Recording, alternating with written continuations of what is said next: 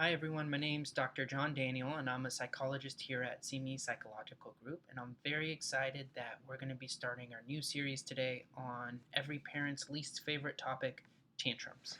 So tantrums can be, as we know, so overwhelming for, of course, the child who's experiencing them, as well as the parents who are there, oftentimes feeling unsure about what to do, how to handle it. How much do I follow through with what I said that started the tantrum in the first place? Or uh, be there for how my child's feeling, and how do I balance those things? So it can be a very overwhelming process, especially when for families where these tantrums are occurring frequently. Um, Parents tend to get very overwhelmed and feel just exhausted, or feel like they need to walk on eggshells, avoid setting off the child in the first place.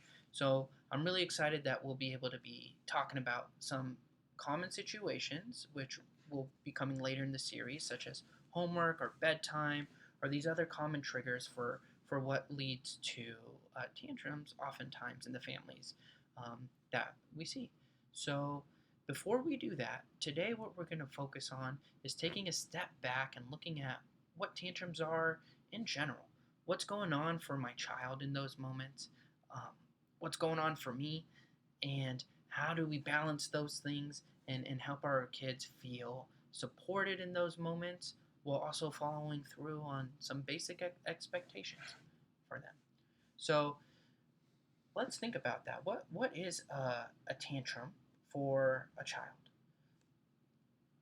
One way we can look at that is tantrums happen when the emotional centers of a child's brain are being overwhelmed, oftentimes by this mix of anger and frustration and sadness, and sometimes anxiety too, right? So these really big feelings are occurring, and in kids especially, their ability to anchor what's happening in terms of how they're feeling to what's actually happening in terms of what's going on, such as I need to turn off the TV right now, or I need to get started on my homework.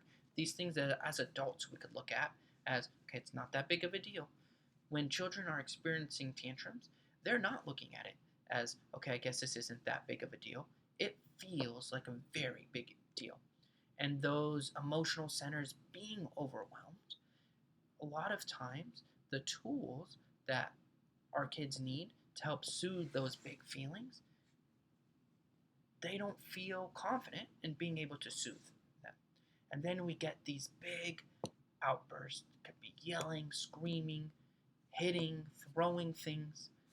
And as parents, a lot of times we may feel like, okay, what do I do?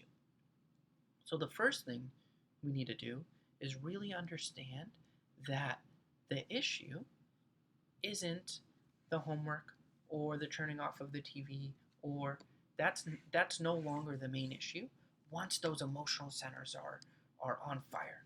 Yes, that part still has to happen, but first, the main thing that we're focused on now is helping our child feel that we can connect and understand those emotions that they're feeling, and that we're there to help them through that process. Then, yes, we follow through with whatever the expectation is. So, in order to that might sound nice, right? But in order to do it, we have to take a look at our perspective as parents. So, what's our goal in that situation? Is it to turn off these feelings as quickly as possible? If yes, then we either threaten punishments, knock it off, or you're losing TV for a week. Okay, you didn't knock it off. Okay, now no dessert, and just keep piling on until kid has enough and stuffs the feelings enough to stop what they're doing. Or, of course, another way to turn it off is just give in. Oh, okay, you had a hard time. Okay, just one more show, right? And neither one of those approaches is necessarily dealing with the feelings that our child's experiencing during a tantrum. So if our goal can shift to helping my child learn that when these emotions occur, which they're going to occur, that's out of your control, my control, their control. But when they do occur, helping them feel supported in learning their capacity to be able to cope with, with those feelings, to be able to come down from those big feelings. Ideally, still feeling supported by mom and dad and whoever else is helping them through those those feelings. So, if that's our perspective, sometimes it might take longer than just finding the quickest way to turn off the feeling for our kiddos, and it might take some sitting there with those feelings with our child, especially when they're not being aggressive, right? And helping them feel that I'm there. I'm here for you. I'm here. I'm just going to sit here. Right? And what we call that is connecting to our child's feelings. So that's very different than a logical process. A logical process looks something like this. Well, you have to turn off the TV now, but you can have it later, or you get it tomorrow, or you already got your hour of TV. Why are you upset right now? And really trying to reason with our child about why they're feeling the feeling that they're feeling. One thing about tantrums is, like we said, when those emotional centers are overwhelmed, this is an oversimplification, but the other side of the brain is our logical process. Our planning, our organizing, our thinking to tomorrow, our what do I want to do with this feeling that I'm feeling. That's all very logical. And for one thing, as adults, that portion of our brain, the prefrontal cortex, that logical reasoning part, is much better developed, we hope, than with our children. So another thing to think about too is when that emotional side is overwhelmed, even for us as adults, and we can think to times that we felt overwhelmed by anxiety or stress, or our reasoning part, our logical part, our talking part is not activated anywhere near the same level. So appealing to that side of our kid's brain really is not helpful when the emotions are too high for them to hear or understand or reason the way we're hoping that they can. So what do we do instead? Instead, we try to connect to how they're feeling, to those emotions that they're feeling. It can be by labeling what you're noticing for them. Wow, this is a really big deal for you. I get this is very hard. Okay, I'm just going to sit here and wait. Even what I said is a lot of language, and we really want to limit how much language we're using and instead model the level of calm that we're hoping our child can return to. So if their emotions are up here and I meet that up here, then we're just going to keep either escalating or staying up here. Instead, if I can bring my emotions down, I give a model for where I'm trying to help my child be able to return to as well. And that almost always means leaving the logic and the reasoning off to the side, at least for now. First, we're going to connect to the feeling and deal with that emotion by just being that soothing presence that my child needs in that moment. So, as we go further in this series, we're going to talk about a lot of practical solutions, a lot of game planning that we can do to help prevent some of these situations from occurring and be able to deal with them when they do. And today our main focus was this concept of connecting to my child's feeling. But I do want to leave with at least a little bit of practical that we can do to help with that. Many of the situations that lead to these big tantrums are predictable.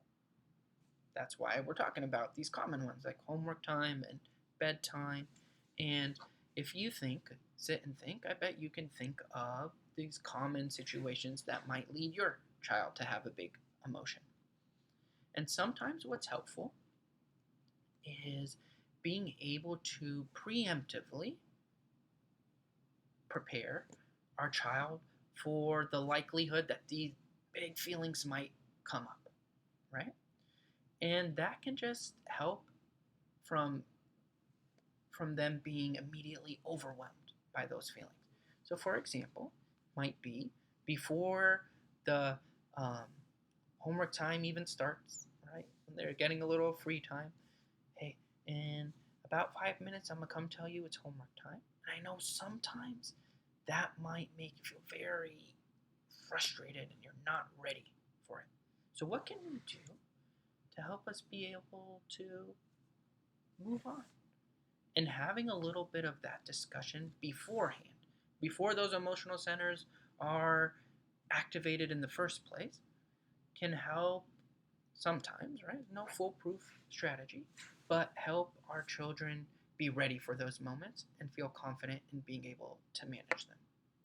So, where we're going to start in this series is being able to remember what's actually happening for my child. Those emotional centers are overwhelmed, and if we can remember that, looking at what that means as my role as a parent is not necessarily in this moment to drill in what needs to be done and turn off that feeling ASAP because we have stuff to do, but instead connect to that feeling that my child is feeling, right? And be that support for them to help that intensity of the emotion slowly lower and then move on to whatever it is that they need to move on to. So hopefully, with that shift in our perspective, we can get into some more specifics next time about planning for these situations and being both preemptive in helping them occur less often, as well as some strategies to help you not have to be the only one nagging or pushing or your child to do what it is that needs to be done. So our next blog will be about homework, and I'm looking forward to seeing you guys then. Thanks.